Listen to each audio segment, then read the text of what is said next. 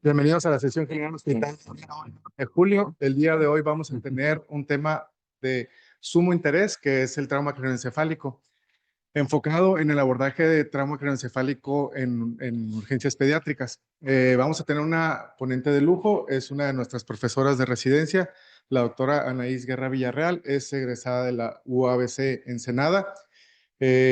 Realizó su residencia en pediatría médica egresando del Hospital General Tijuana y realizó su especialidad en urgencias pediátricas en el Hospital Infantil Federico Gómez. Cuenta también con un diplomado en ultrasonido del estado crítico en pediatría y actualmente pues es nuestra adscrita del Servicio de Urgencias Pediátricas y profesora titular de nuestro curso de residencia. Así es de que le damos la bienvenida a la doctora. Con mucha atención.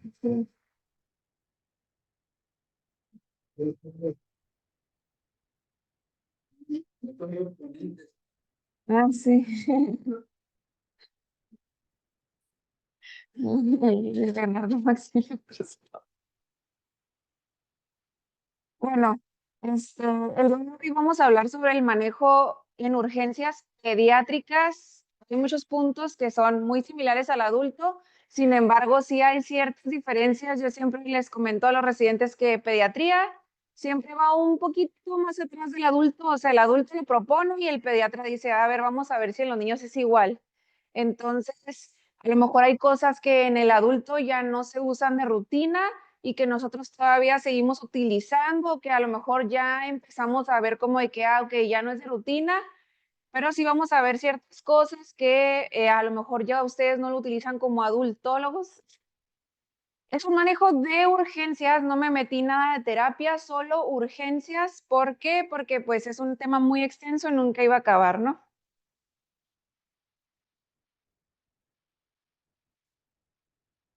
Ah, yo. Bueno, soy la doctora Neis Hierro, ya me presentaron.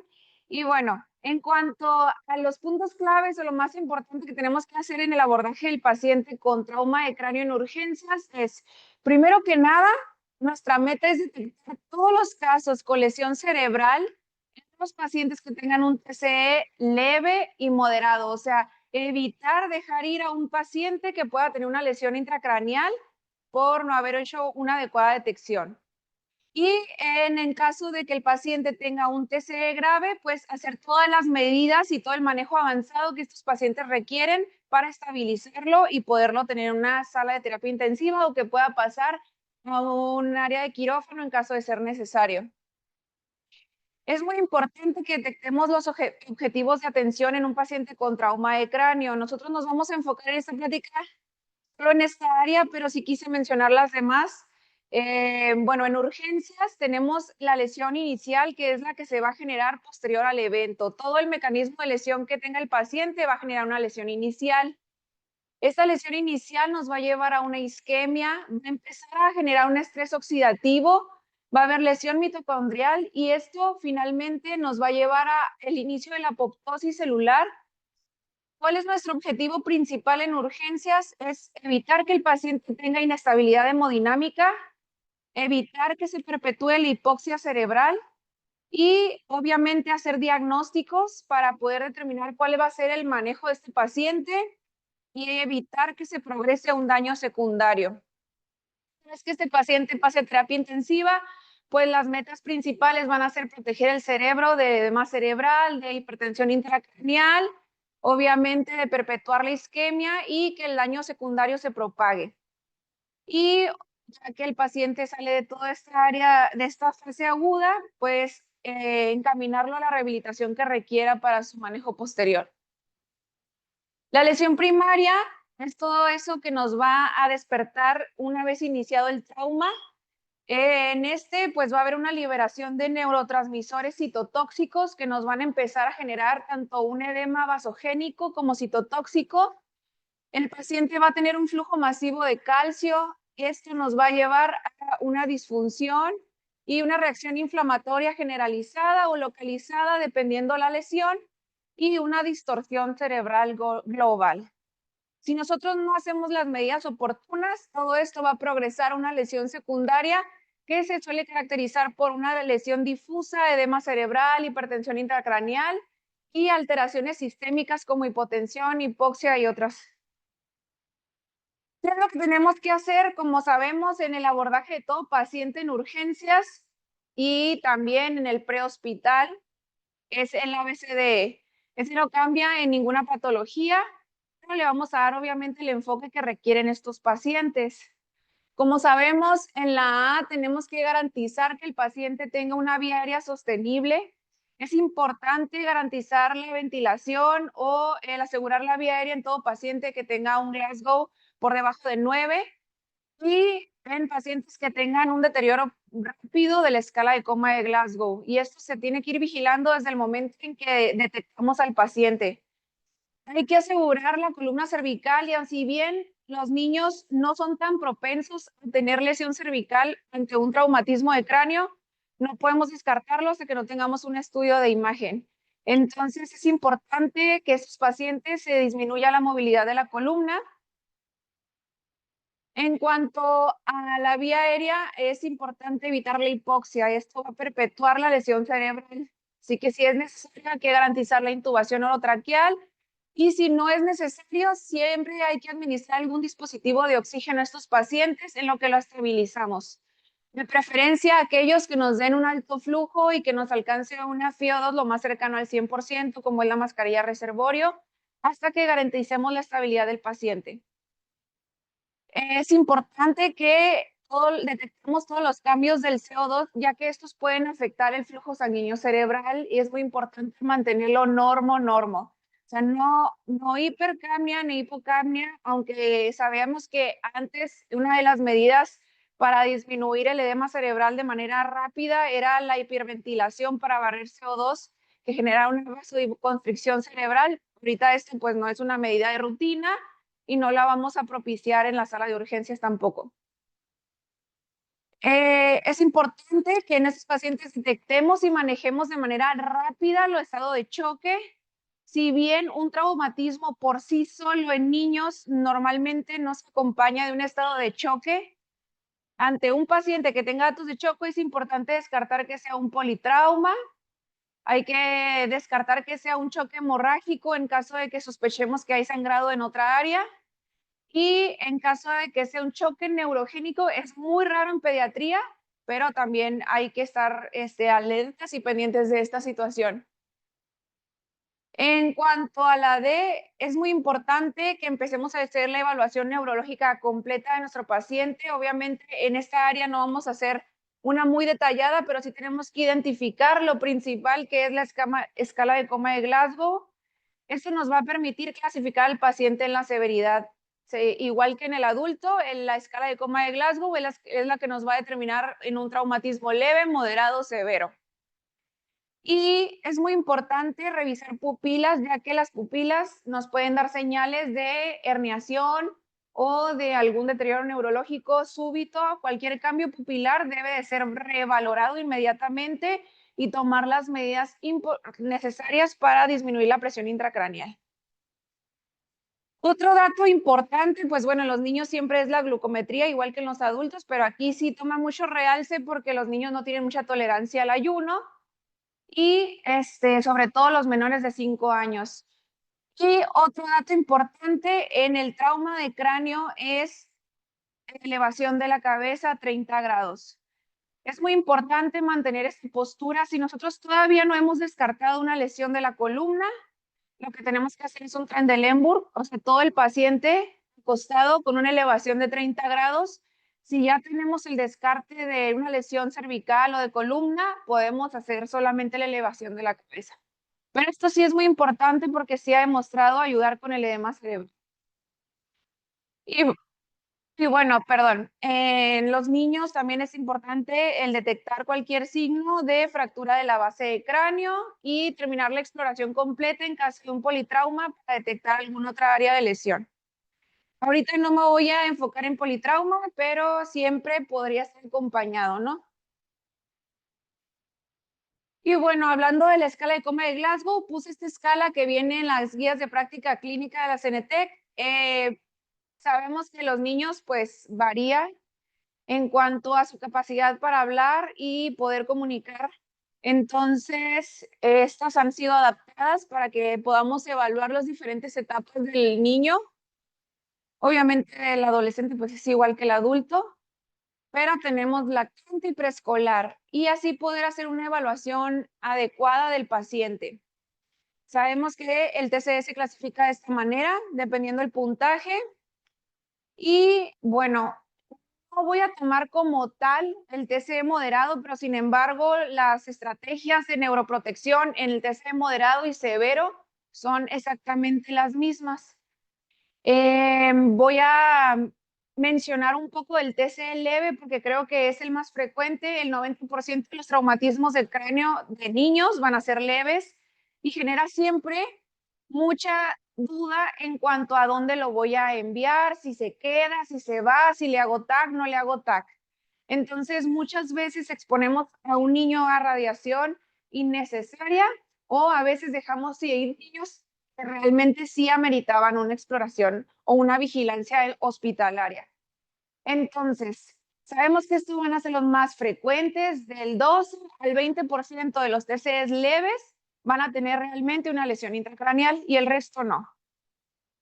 ¿Cuáles son las lesiones más comunes? Pues la contusión cerebral, el hematoma subdural y las hemorragias subaracnoideas son las lesiones que suelen presentarse como un TCE leve y que a lo mejor podrían pasar desapercibidas. Vamos a tomar tomografía de cráneo. Los residentes de pediatría saben perfectamente, pero es lo que nos va a hacer determinar si requiere o no tomografía de cráneo. Es la clínica que haya presentado el paciente inmediatamente posterior al golpe y el mecanismo de lesión.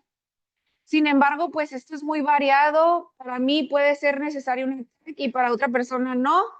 Entonces, para eso tenemos herramientas que nos ayudan a tomar esta decisión y nos permiten clasificar el TCE leve en riesgo bajo, riesgo intermedio y riesgo alto de una lesión intracraneal.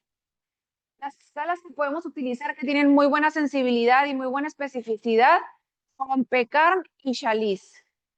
Estas escalas toman en cuenta todos estos mecanismos y todos estos síntomas que presenta el paciente posterior al golpe y nos ayudan a decir, déjalo ir, vigílalo o tómale TAC y vigílalo. Lo más importante en cuanto al mecanismo de lesión es que haya sido un accidente de auto, que haya sido un impacto con un objeto a alta velocidad, no sé, está jugando béisbol, le dieron con la pelota en la cabeza, que haya sido una caída mayor de 1.5 metros y en todo paciente que sospechemos que es secundario a maltrato, hay que hacer tomografía aunque el paciente no tenga otro dato clínico que indique la realización de este estudio. En cuanto a los síntomas, pues pueden presentar cefalea, irritabilidad. Hay pacientes que ya nos pueden referir la amnesia del evento, la crisis convulsivas, pérdidas del estado de alerta que son mayores de 5 segundos y que el paciente haya presentado de 2 o más de 3 vómitos en un periodo menor de 8 horas, son datos de alarma. Toda esta información la utilizamos para llenar esta encuesta que es PECARM, que igual la pueden encontrar en MDClick, que creo que todos la tenemos. Tiene tanto Chalice como PECARM, metes los datos y automáticamente te arroja el resultado de si ese paciente se puede ir a casa o no. Riesgo bajo, no es necesario ni siquiera observarlo en urgencias. Este paciente puede irse de la consulta de urgencias a su casa. Riesgo intermedio, dependiendo de la edad, te recomienda de 24 a 8 horas de observación sin realización de TAC. Si en cualquier momento de esta observación el paciente presenta algún otro dato neurológico, algún deterioro, inmediatamente se tiene que realizar tomografía. Si el paciente es un alto riesgo, vamos a hacer tomografía y la observación que amerite, dependiendo del resultado del estudio. También la CENETEC nos da todas estas indicaciones que son prácticamente las mismas. Aquí la coagulopatía, por ejemplo, los pacientes con hemofilia, trauma de cráneo es TAC, ¿ok? Y bueno, obviamente en todos los TCEs moderados o todo paciente que presente una escala de coma de Glasgow de 14 para abajo es TAC, independientemente de todo lo demás. Otra cosa que me pasa frecuentemente es que realicen radiografías de cráneo en los TC leves. Es como que, ay, no me dio para TAC, pero no me siento bien y le quiero mandar a hacer un estudio a fuerzas, ¿no? Bueno, en este caso realmente no hay indicación. ¿Por qué? Porque muchas veces las radiografías nos pueden resultar confusoras, terminan en tomografía y a lo mejor era una sutura del cráneo y realmente radiamos un niño que ya nos había indicado las escalas que no era necesario. Entonces, radiografías de cráneo para TCE no. Si necesita un estudio de imagen va a ser TAC simple, ¿ok? Al menos de manera inicial. Y bueno, obviamente múltiples lesiones las que podemos encontrar.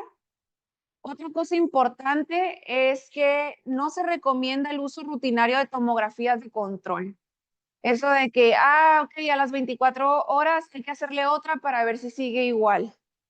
Eso no es un uso rutinario, no se debe de hacer de manera rutinaria, no está indicado en ningún paciente a menos que tenga un deterioro neurológico durante este periodo, al menos que el paciente haya tenido un aumento brusco o abrupto sostenido por más de 5 minutos de la presión intracraneal, sobre todo si este supera los 22 milímetros de mercurio, cosa que pues nosotros aquí no podemos garantizar, no tenemos manera de medir de manera invasiva la presión. Y en caso de que el paciente realmente tenga una lesión importante y no tengamos una manera de evaluar por qué el paciente se encuentra bajo sedación, el estado neurológico realmente del paciente, y sea por indicación de neurocirugía, pues bueno, pero nosotros como manera rutinaria, no. De aquí me brinco al severo, pero el moderado tiene las mismas directrices y conductas de neuroprotección, ¿ok?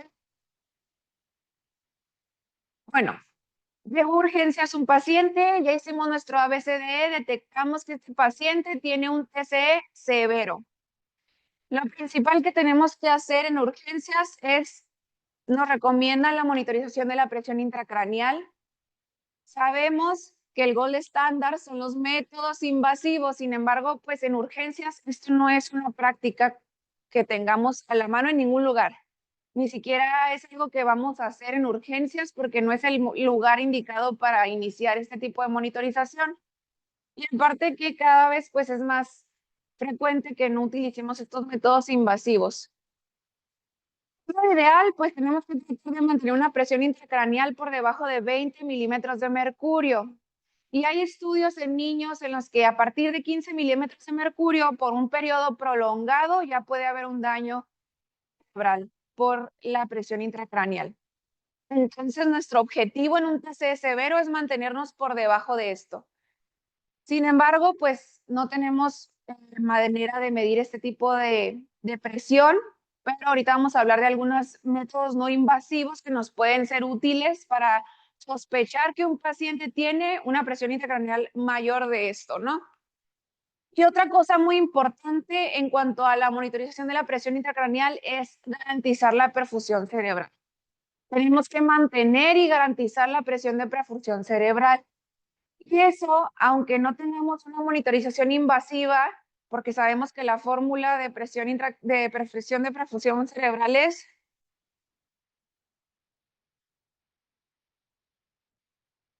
PAM menos PIC. Tenemos que garantizar en los pacientes pediátricos al menos 40 milímetros de mercurio para poder garantizar que ese cerebro está bien perfundido. De 40 a 45 es lo que te maneja en la mayoría de la bibliografía y hay unos que se van hasta 60. Entonces, ¿qué es lo que podemos hacer en urgencias? Pues bueno, es estimar que un TCE severo seguramente tiene una presión intracraneal aumentada. Entonces, lo que tenemos que garantizar es presiones arteriales medias, que si restamos ese 20 estimado, nos den el 40-45, ¿ok? En cuanto a la intubación orotraqueal, el método de intubación que vamos a elegir siempre en estos pacientes es la secuencia rápida de intubación. Y bueno, aquí en el paciente neurocrítico y con sospecha de aumento de la presión intracraneal, tenemos medicación que se solía usar de rutina, sin embargo, cada vez es menos mencionado en la bibliografía que lo utilicemos, sin embargo, yo lo sigo utilizando y si lo utilizamos como medida de neuroprotección, es el uso de lidocaína, 1 miligramo o 1.5 miligramos por kilo, 3 a 5 minutos antes de realizar la intubación orotraqueal. Esto pues nos disminuye el riesgo de que al momento de hacer la laringoscopía tenga un aumento abrupto de la presión intracraneal. Fentanil como pseudoanalgesia y bueno, el sedante más recomendado en urgencias en esta secuencia sería etomidato por sus características neuroprotectoras. Sin embargo, pues podemos utilizar otro que tengamos disponible. La mayoría de las veces tenemos aquí midazolam propofol, la ketamina también la mencionan como un medicamento seguro en el paciente neurocrítico. Si bien antes se pensaba que aumentaba un poquito la PIC, esto ya se descartó por completo y de hecho hasta se ha visto que el uso en el neurocrítico puede hasta estabilizar y disminuir la presión intracraneal. Y esto ya es un mito que quedó atrás, ¿no? Entonces es un medicamento totalmente seguro. ¿Cuál es la desventaja de utilizar midazolam y propofol? Pues es que si son menos estables hemodinámicamente, entonces si este paciente ya está inestable, nos podría afectar aún más a la isquemia cerebral del paciente, si hay más inestabilidad. Y bueno, la parálisis es importante, pero obviamente también es muy importante que si tenemos una vía aérea difícil y vamos a utilizar parálisis durante nuestra secuencia, pues tengamos plan B, plan C, y siempre en estos pacientes el que va a realizar la intubación orotraqueal debe ser el personal más experto, porque no podemos arriesgar a periodos de apnea prolongados o intentos fallidos en un paciente que probablemente tiene una lesión cervical o una fractura de cráneo.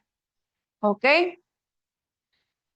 Asegurar un acceso vascular, de preferencia si se puede, un catéter venoso central y obviamente realizar una vez estabilizado al paciente una tomografía de cráneo simple para valorar si el paciente requiere un manejo neuroquirúrgico o no.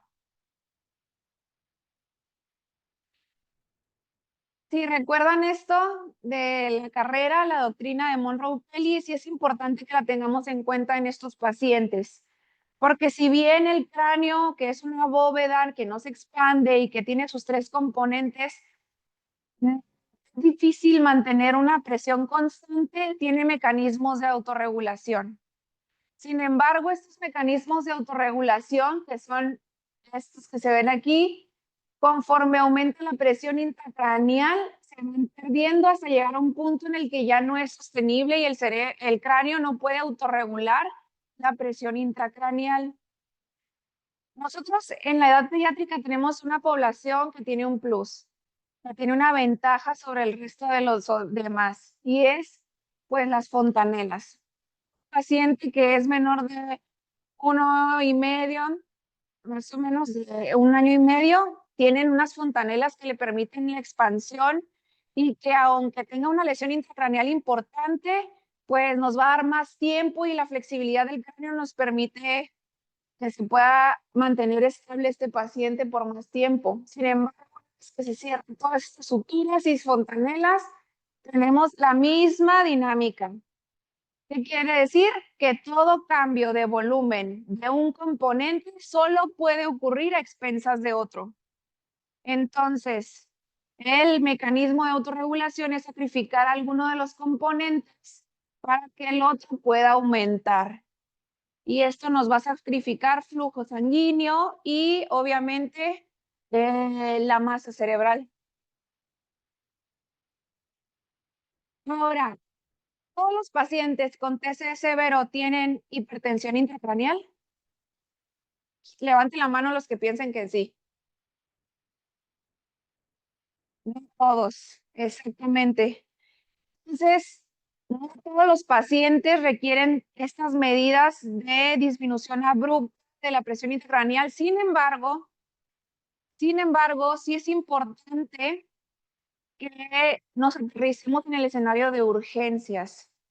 Y en urgencias no tenemos una manera de determinar esto antes de tener que tomar decisiones. Entonces, lo que vamos a tener que hacer en urgencias, esto no es un manejo de terapia intensiva, es considerar que a pesar de que no todos los TCE severos tienen hipertensión intracraneal, el paciente en urgencias se va a manejar como si lo tuviera, hasta que lo descartemos, ¿ok? Entonces, podemos utilizar medidas como el uso de soluciones hipertónicas o manitol, que vamos a hablar más adelante de esto. Sin embargo, se estima que entre las primeras 72 horas de un TCE severo, el 50% de los niños solamente van a tener hipertensión intracraneal y el resto no. Y posterior a esto, el porcentaje disminuye muchísimo hasta un 30%. Entonces, las 72 horas iniciales son como las horas críticas en las que sí podemos tener estos escenarios. Recomiendan, si tú no tienes una monitorización intracraneal para tu TCE, que es lo que vamos a encontrar en la mayoría de los hospitales, pues es que consideres tu TCE severo más factores clínicos como datos de hipertensión intracraneal o de posibilidad de que esté aumentada la presión intracraneal. Obviamente, no hay como tal datos clínicos específicos que digan, no, si tiene es hipertensión intracraneal, es muy difícil determinarlo. Sin embargo, podríamos decir, bueno, un paciente que cuando realice mi tomografía de cráneo tiene edema cerebral difuso, el 75% de esos pacientes seguramente van a tener edema, hipertensión intracraneal. Otro dato es que si tenemos un TCE severo que tiene mayor afectación motora, probablemente este paciente esté cursando con hipertensión intracraneal. Y obviamente en los niños como tal tenemos otra desventaja, que todos los métodos no invasivos que ya están bien estudiados en el adulto, pues no se han estandarizado en niños completamente, así que los podemos utilizar, sí los utilizamos, sin embargo no podemos utilizar solo uno para decidir que si hay hipertensión intracraneal, tenemos que tomar un conjunto de datos para poderlo decidir. Y entonces, como les digo, en todo paciente que llegue a urgencias con TCE severo, debemos asumir que hay un aumento peligroso de la presión intracraneal y hacer un manejo como tal. Después ya se irán quitando medidas conforme se vaya descubriendo si sí hay o no hay. ¿Cuáles son los métodos no invasivos que podemos utilizar en el paciente para monitorizar la presión intracraneal o ver si hay datos de hipertensión? Tenemos el Doppler transcranial, que es un método muy seguro y adecuado, y de hecho es muy fácil de hacer en los niños porque las fontanelas nos permiten una buena ventana. Entonces, este método sí o sí lo podemos hacer. Otro de los métodos que también se utilizan en adultos es la medición de la vaina del nervio óptico. La medición de la vaina del nervio óptico antes era una medida de 0.5, ahora lo consideran como aumentado a partir de 0.42 en adultos. Sin embargo, pues en niños no hay una medida de cada edad de la vaina del nervio óptico, entonces no podemos decir, bueno, tiene 0.45, tiene un año, hipertensión intracraneal, porque no sabemos cuánto mide la vaina al año de edad.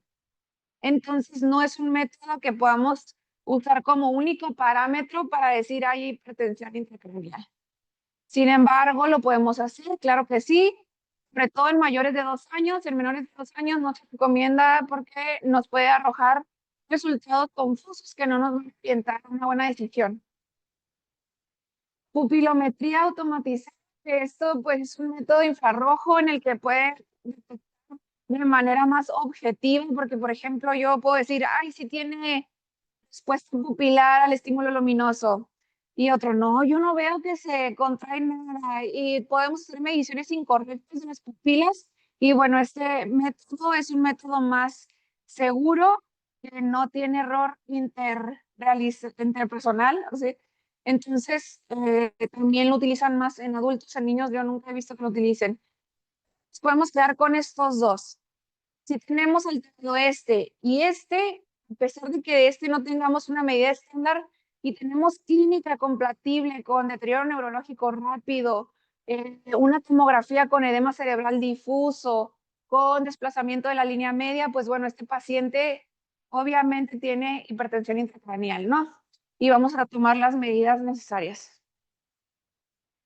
Es muy importante, no los voy a mencionar uno por uno, estos ya los conocemos, pero es muy importante estar todo el tiempo monitorizando los datos clínicos que nos podrían hablar de un síndrome de herniación en el paciente durante su estancia en urgencias.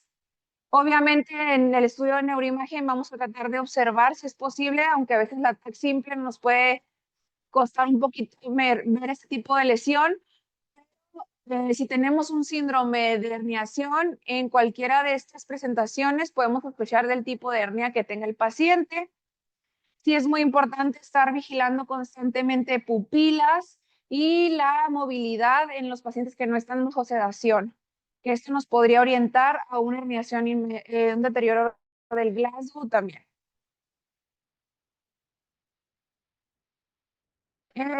Quiero tomar también el tema de la perfusión, la presión de perfusión cerebral.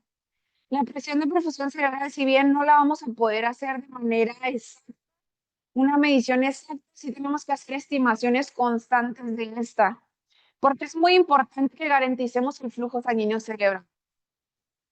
Todas nuestras medidas van encaminadas a evitar el daño secundario y si nosotros no garantizamos esto, el daño secundario va a ser inevitable. Significa la presión de perfusión cerebral? Bueno, esta es una presión requerida para garantizar el flujo sanguíneo cerebral. Y los límites normales para mantener y evitar la isquemia cerebral sería por arriba de 40 milímetros de mercurio.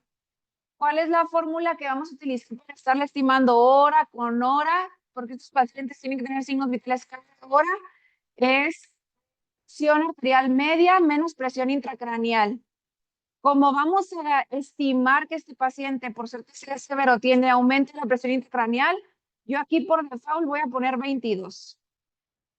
22. Entonces le voy a restar a la PAM 22 y tengo que mantener constante un número mayor de 40. Si es necesario, hay que iniciar de manera temprana las aminas para garantizar estas presiones arteriales, ¿ok? Que normalmente sí van a ser un poquito más altas de la percentil 50 para la edad. En este caso, es necesario que garanticemos que el paciente no tiene hipertensión intracránica.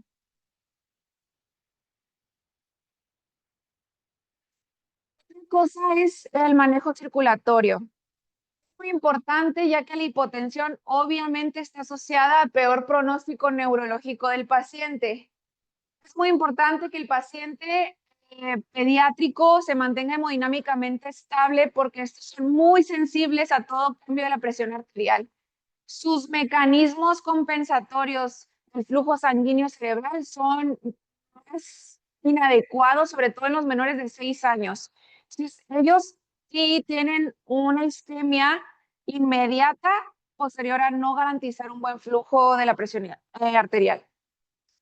Y bueno, aunque el estado de choque, ya los comentaba, en el TCE severo es poco frecuente, el TCE severo aislado. Si nosotros tenemos un paciente con estado de choque al momento de llegar a urgencias, es importante que garanticemos que no sea un politrauma y que tengamos un sitio de sangrado en otro lugar. Igual que todos los choques, nuestra primera medida va a ser una carga de solución cristaloide. Yo sé que hay guías que les recomiendan volúmenes altísimos que van de 20 para arriba mililitros por kilo dosis. Sin embargo, por favor, no empiecen cargas a estos volúmenes, sobre todo si estamos sospechando un choque hemorrágico, porque hay que clasificarlo primero y determinar si este paciente requiere transfusiones o no. Y vamos a empezar con cargas bajas a 10 mililitros por kilo dosis y pasarlas obviamente en un periodo no menor de 20 minutos. Y estar vigilando la perfusión, si hay respuesta o no. Si nuestro paciente detectamos que hay un choque hemorrágico, hay que clasificarlo y manejarlo dependiendo del grado que corresponda. Igual que en el adulto se clasifica el choque hemorrágico. Y este es necesario que iniciemos de manera temprana las aminas para garantizar la perfusión. Bueno, tenemos esta mnemotecnia, Ghost Cap, que si bien es una mnemotecnia de adultos, esto no está hecho para pediatría. Evalúa exactamente lo que te recomiendan evaluar en niños. Es muy importante en todo trauma moderado a severo que mantengamos en cuenta todo esto durante su monitorización. Y esto sí no abarca solo urgencias, esto abarca toda su estancia de neurocrítico. Esto es lo que vamos a ofrecerle a un paciente neurocrítico como médicos no quirúrgicos. Si el paciente es quirúrgico, obviamente va a pasar a quirófano y esto hay que seguirlo monitorizando, pero si no es quirúrgico, mis medidas de neuroprotección son estas. ¿Qué es lo que debo de mantener constante? La glicemia. Es muy importante que los niveles que se fijan son un poquito más altos de lo habitual. Sin embargo, en este estado de neurocrítico, cualquier descenso por debajo de 80 se puede considerar hipoglicemia y puede afectar el metabolismo cerebral. Entonces, es muy importante mantener entre 80 y 180 las glicemias. También es muy importante evitar la hiperglicemia, ya que la hiperglicemia se asocia a mayor mortalidad en el paciente neurocrítico. Si bien no se ha establecido si es por la hiperglicemia o la hiperglicemia es un dato de que el paciente tiene una evolución mala, está asociado a mortalidad. Es muy importante tomar todas las medidas necesarias si es necesario iniciar infusión de insulina y tener este paciente constante. En hemoglobina, las metas serían, dependiendo, la mayoría de los artículos de terapia intensiva manejan hemoglobina arriba de 7 o 9. Tener una adecuada perfusión y transporte de oxígeno. En cuanto a oxígeno, bueno, la hipoxemia obviamente va a aumentar la lesión cerebral, pero también la hiperoxemia nos va a aumentar la citotoxicidad. El sodio, sobre todo si usamos terapias hiperosmolares, hay que mantenerlo mayor a 155. Si nuestra terapia hiperosmolar ya nos está acercando a este número que es peligroso, vamos a tener que detenerla en ese momento, ¿ok? Y obviamente buscar descensos graduales, paulatinos del sodio. No vamos a bajarlo de manera o correcciones en agudo. Por favor, en estos pacientes tenemos que disminuir cualquier rebote de edema cerebral y el riesgo de diesmelioneolisis pontina. Es muy importante también mantener una temperatura constante, evitar a toda costa la hipertermia y si el paciente por el mecanismo del trauma tiene riesgo aumentado de hacer fiebres, aunque no sean de origen infeccioso, sí es muy importante detectarlas y de manera inmediata hacer todas las medidas que estén en nuestras manos para disminuir la temperatura, porque la fiebre aumenta el metabolismo cerebral y nos va a afectar muchísimo más a toda la citotoxicidad que está ocurriendo en el cerebro. Es muy, muy, muy importante y este es uno de los mecanismos que nos va a evitar que aumente de manera abrupta la presión intracraneal, es garantizar el confort del paciente. Y el confort del paciente se refiere a usar analgesia. Muchas veces nos enfocamos en otras cosas y en el área de urgencia se nos olvida administrar analgesia de manera inicial. Estos pacientes tienen dolor. Es muy importante evitar ese estrés que genera el dolor y que nos puede aumentar la presión de manera abrupta, ¿no? Es muy importante una adecuada sedación y confort del paciente, estar reevaluando cada hora, esta escala de confort en el paciente, sobre todo si ya está intubado, para garantizar que está bajo total confort. La presión arterial, que ya hablamos mucho de eso. Y bueno, obviamente mantener constante la presión arterial de CO2 en valores normales, evitar que sea menor de 35 o mayor de 45. ¿Por qué? ¿Qué hace menor de 35?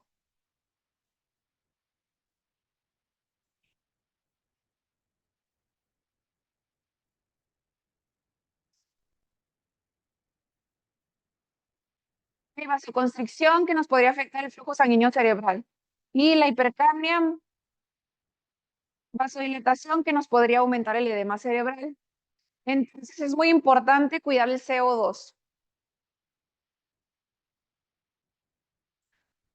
Ok, otra de las terapias que tenemos que usar si sospechamos de hipertensión intracraneal y que en todos los test severos en urgencias, al menos en esta institución donde no tenemos una tomografía accesible, que muchas veces llega el paciente y hasta el día siguiente se le hace el ataque, o pasan más de 8 a 12 horas y no tenemos tomografía.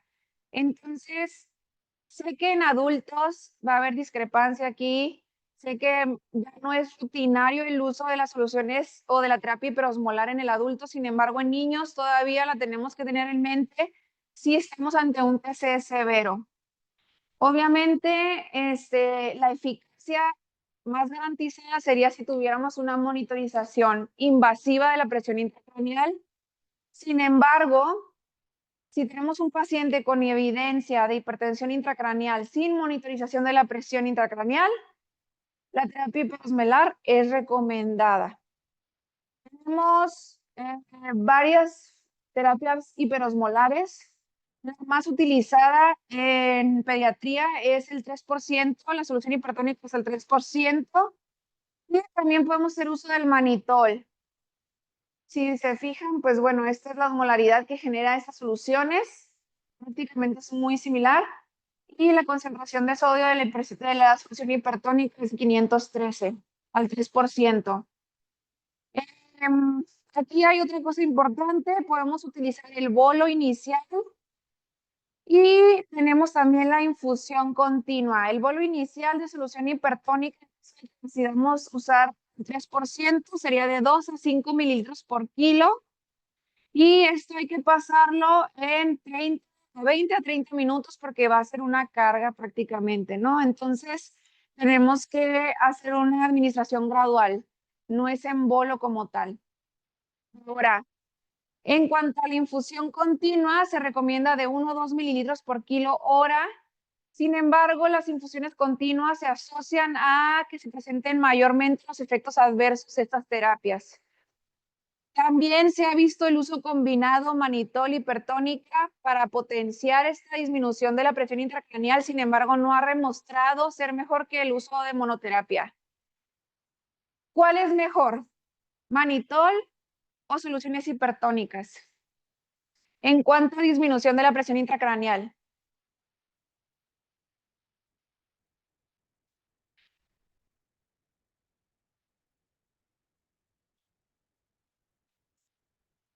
Okay. En cuanto a la disminución de la presión intracraneal, su efecto es similar. O sea, prácticamente no hay diferencia en cuanto a la disminución. Sin embargo, de la seguridad de utilizar estas terapias, siempre optamos por la solución hipertónica. ¿Por qué? La solución hipertónica no genera inestabilidad hemodinámica. Si pasamos manitol en un paciente chocado, seguramente lo vamos a terminar de chocar.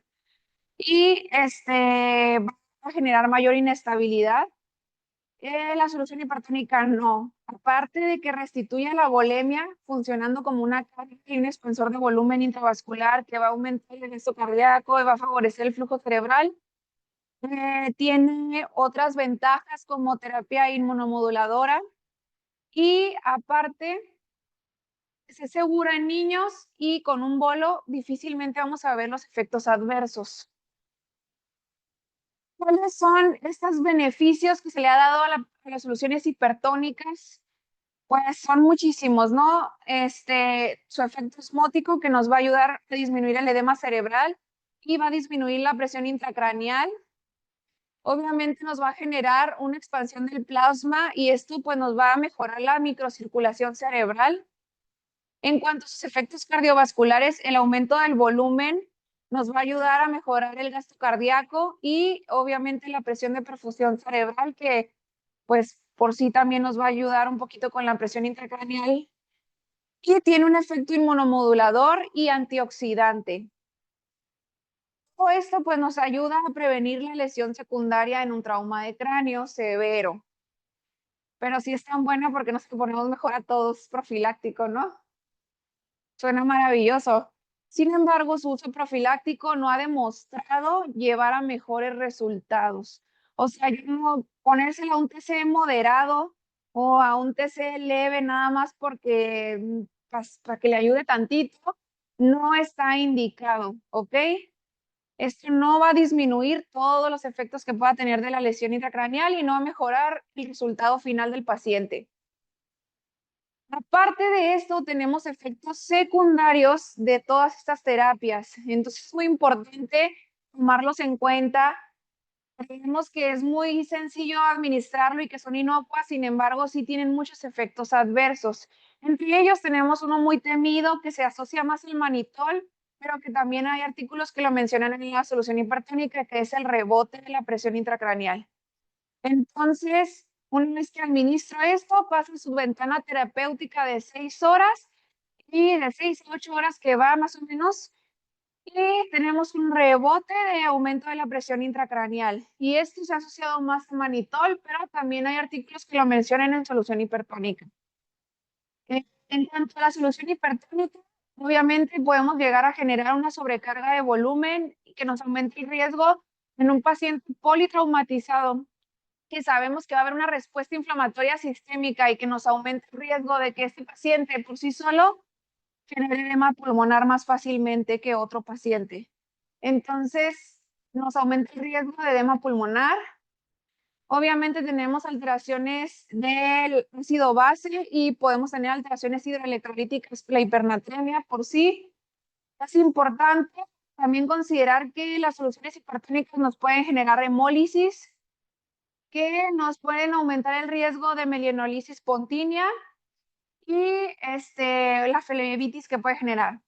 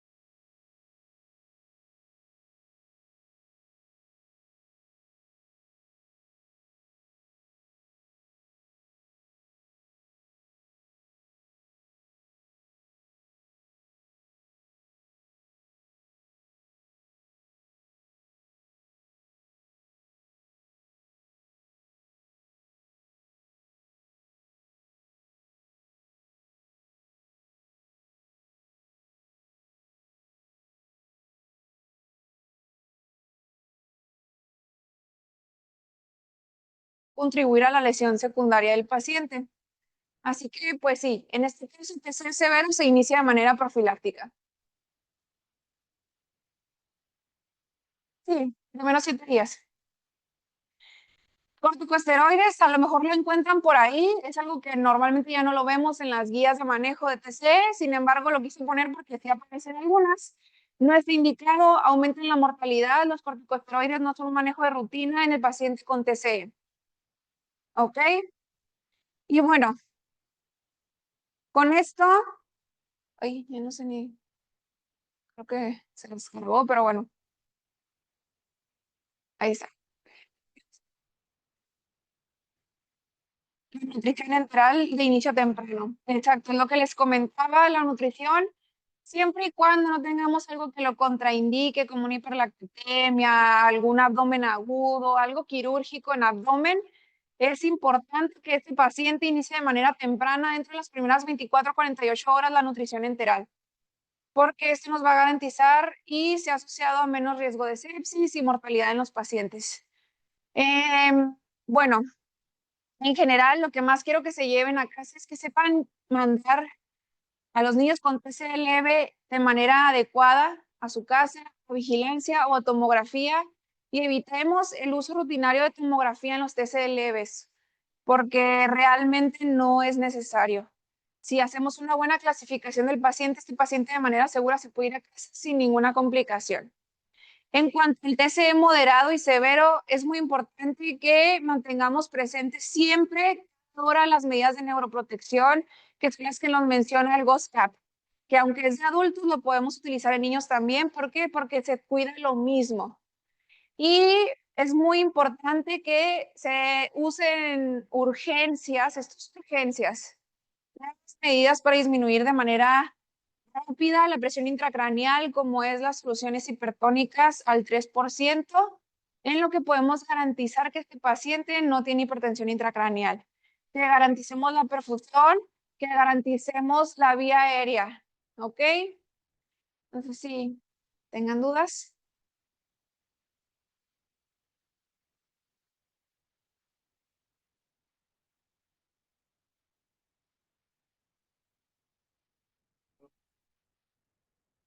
Gracias, me gusta estar está formando. Quiero que nos dieras unas guías del interno que ya va a estar en su servicio social, San Quintín, y que recibe un paciente politraumatizado con traumatismo craneoencefálico de moderado a severo. ¿Qué recomendaciones darías? ¿Cuál sería el manejo integral de ese paciente? ¿Qué deben de hacer cuando tengan ese paciente? Sí. Urgencias aquí. Sí, están en el mundo real allá afuera. Como lo marca la TLS, siempre el abordaje para detectar todo lo que puede estar poniendo en riesgo la vida del paciente es el ABCDE, aquí en la calle. Es igual. Es muy importante que si ustedes notan que este paciente no va a poder garantizar la vía aérea sostenible o que tenemos una lesión que compromete la vía aérea, porque pues también podemos tener lesiones en cara, deformidades, fracturas. Es importante que tampoco ustedes jueguen a ser el héroe si podemos garantizar la oxigenación mediante un dispositivo de mascarilla reservorio en lo que llega. No lo vayan a sedar, no lo vayan a querer intubar si ustedes no pueden garantizar eso porque el paciente se les va a pegar. ¿Qué es lo que más podemos hacer? Poner una cánula de Guedel, garantizar una mascarilla de oxígeno. Si ustedes tienen todo el equipo y están adiestrados para la intubación, son paramédicos que pueden hacer este tipo de cosas, pues claro que hay que garantizar la vía aérea. Pero recuerden que una vez sedado al paciente, podemos realmente no tener un retorno y hacer que el paciente caiga en paro por hipoxia porque no lo pudimos intubar. Otra de las cosas que es en la A muy importante, ante todo paciente que yo no sé si tiene o no tiene, poner collarín rígido, no esponja rígido. Hay de todas las medidas pediátricas, la mayoría de las ambulancias lo tienen, entonces no hay por qué no garantizar la columna cervical, perdón. Obviamente los movimientos en bloque, todos estos cuidados que ya sabemos, no sentar al paciente, dejarlo recostado, movilizar todo, de manera cuidadosa, con conteo, garantizando siempre a alguien cuidando la vía aérea y la cabeza. Es muy importante detectar datos de choque. Los datos de choque los pueden ver con cosas muy fáciles como es el pulso, el llenado capilar, la frecuencia cardíaca. Y aunque no tengamos a lo mejor, porque a veces pasa, no tenemos un baumanómetro, no podemos garantizar la toma de tensión arterial. Pero si yo tengo un paciente con un llenado prolongado en niños mayor de 3 segundos, pulsos débiles, palidez generalizada, taquicardia, que es el primer dato, y después ya viene la bradicardia, está justificada mi administración de soluciones cristaloides. Grábense, por favor, el volumen 10 por kilo, 10 mililitros por kilo para pasar en 20 minutos. Es las medidas que podemos ir haciendo en lo que garantizamos que aseguremos a ese paciente en urgencias, ¿no? Obviamente, sí es importante la valoración neurológica, revisión de pupilas, para que podamos detectar si el paciente, desde que está con ustedes, ya tenía alteraciones pupilares o se fueron presentando posterior al transcurso del tiempo. Esto nos hablaría de un deterioro neurológico súbito, que podría ser un dato de hipertensión intracraneal. Y determinar, obviamente, que ustedes no lo van a ver intubado, que nosotros a lo mejor ya lo recibimos intubado en la escala de coma de Glasgow, porque ustedes son los que nos van a dar el número que nos va a definir si es leve, moderado o severo, ¿no? Y pues, obviamente, las intraóseas no lo retrasen, de verdad. El uso de intraósea es una maravilla. Creo que aquí no las utilizan mucho, pero nosotros ya la empezamos a usar. Sí hay por ahí, busquen en sus carritos rojos, 2 intentos de acceso periférico intraósea. 2 intentos. No retrasen el uso de un acceso intraóseo. Y obviamente sí está indicado en niños el uso de torniquetes en caso de que tengan una hemorragia, que podamos hacer un torniquete. Y cuidado inmediato. Ya saben, lo primero que tienen que hacer es pedir ambulancia.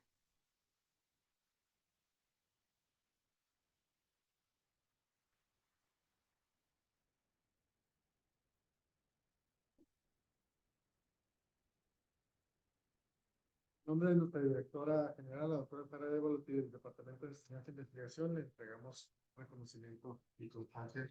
Muchas gracias.